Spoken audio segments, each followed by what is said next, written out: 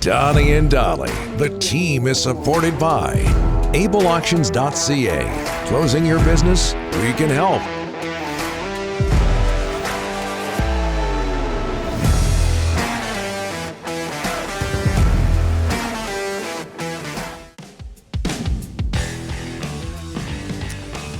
It is Tuesday, and all of our guests today, including Craig Button, standing by, are brought to you by the Waddling Dog Pub, one of Victoria's favorite local watering holes, located 10 minutes from the ferry. The two-time #1 pub in Victoria invites you to see why they are a go-to watering hole.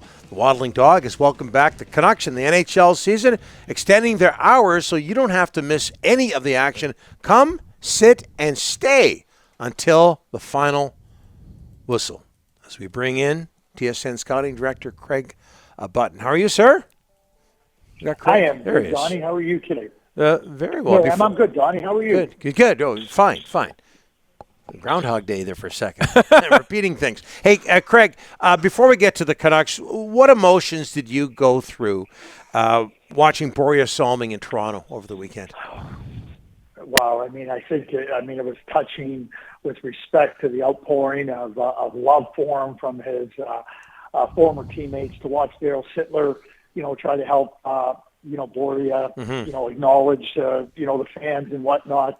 He was a great player in the NHL, and we're not just saying that. Bob Clark said to me many years ago, he said, Borje Salming not only was skilled, but he was the toughest player he ever played against. He said, because you could never push him out of a game, you could never get him off his game. And, that's a pretty high compliment from Bob Clark and the teams that Bob played for with the Flyers. So, and I think it's really important that Borje is showing, hey, living with ALS, it's something that becomes really significant, and let's try to help, and let's see what kind of medications and treatments we can have to prolong life and hopefully find a cure to it. So I think in two levels, Chris Snow, the assistant general manager of the Calgary Flames, has gone through a real challenge with ALS, and treatments are helping him, and that's all we can do is continue with the research. And, I also want to point out Mark Curtin, who does a lot of work with ALS as well. So, I think the love for Borje as a player was on display, and the attention he's bringing to ALS is really important as well. Yeah. But I'll be straightforward with you. I had tears in my eyes. It's unbelievable to think about it. Yeah, you weren't the only one, and I agree with you, Craig. It was heartbreaking, but I thought it was also important to see those pictures out of Toronto, and inspirational as well. The Hockey Hall of Fame ceremony, we know about the Sedins, we know about Roberto Luongo and the other people, Alfredson as well. What can you tell us about Herb Carnegie and his contribution to the great sport of hockey?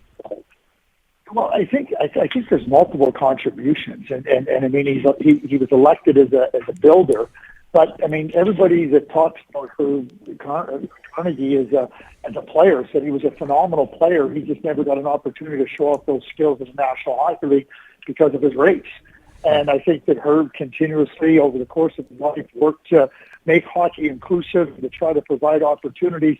The Carnegie Initiative continues to make those efforts in every single regard. And it's really important. We can't just talk about diversity, inclusion, and equity and equality in sport and not practice it. And so I think that when we see what Herb did and being elected as a builder, his efforts were significant, but his legacy continues to be significant, and we all have to healthy.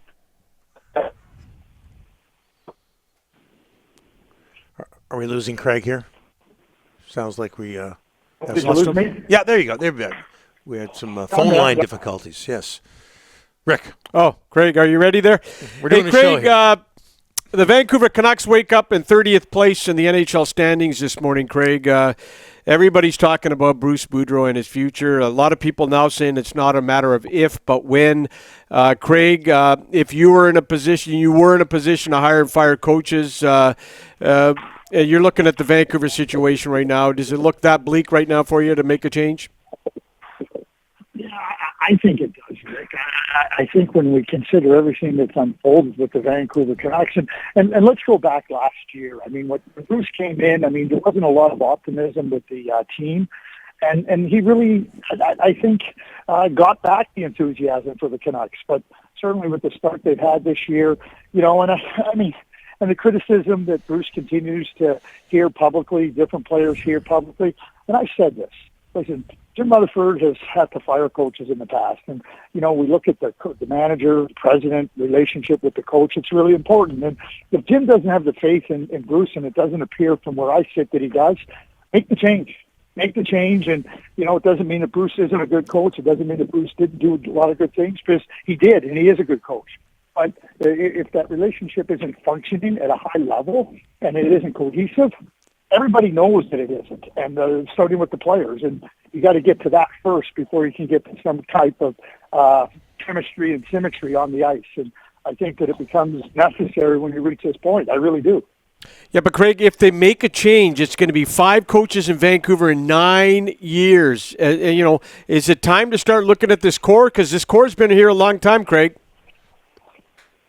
Yeah, when I look at the core, I mean, the core is young. Quinn Hughes, Elias Pettersson. I mean, these are young players. Thatcher Demko, I mean, he's only come into the NHL and established himself as a starter goaltender at 25. Are not old. They're just starting to show their way. So I understand what you're saying, Rick. But at the same time, when we look at it, you're right. I mean, that's the reality. But you have a significant investment in this team of $82 million. And yes, you can look back and say, okay, this would be the 5th coach in 9 years. And you look at the core. I look at the Winnipeg Jets. They kept their core in place. Yeah. I felt that their coaching was subpar. I thought with a different coaching style and different coaching personality behind the bench that it could make a change with the group. And it has. And I think it's the same thing with the Vancouver Canucks. And again, I'm not knocking Bruce here. It just appears to me from everything from last spring after the Canucks were eliminated from the playoffs at the end of the season right up till now, that Bruce Boudreau doesn't seem to be Jim Rutherford's guy. That's okay. Mm-hmm. He, as the leader, you can make those choices. We don't have to like it, but that's reality.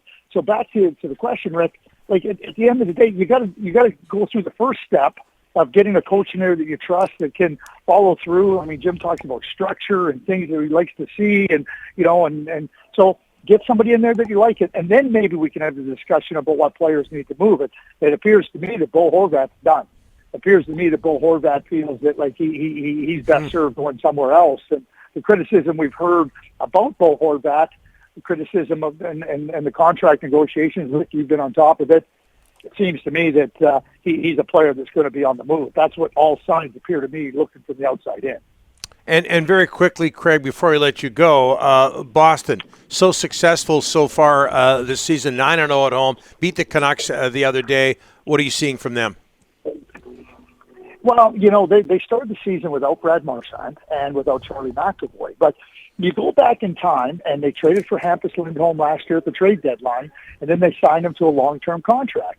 And he's been instrumental to the success of that team. I mean, with Brandon Carlo and now McAvoy back in the lineup and Hampus Lindholm, that's a really good top 3. Then David Krejci comes back. And so what it helps you do is even despite having McAvoy and not having Marchand, you still have Bergeron, you still have Pasternak, you have Hampus Lindholm.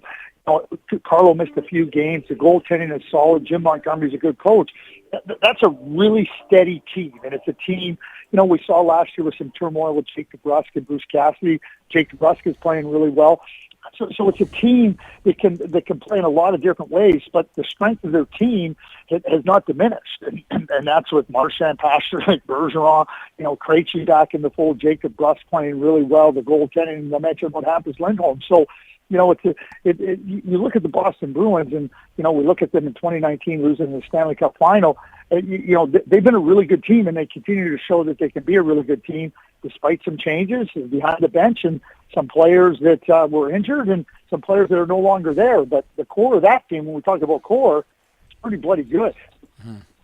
Craig, thanks so much for this. Appreciate it. And for people who don't know, your look ahead to the 2024 draft is on tsn.ca. Thanks so much for this. Thanks. Have a great day. You bet.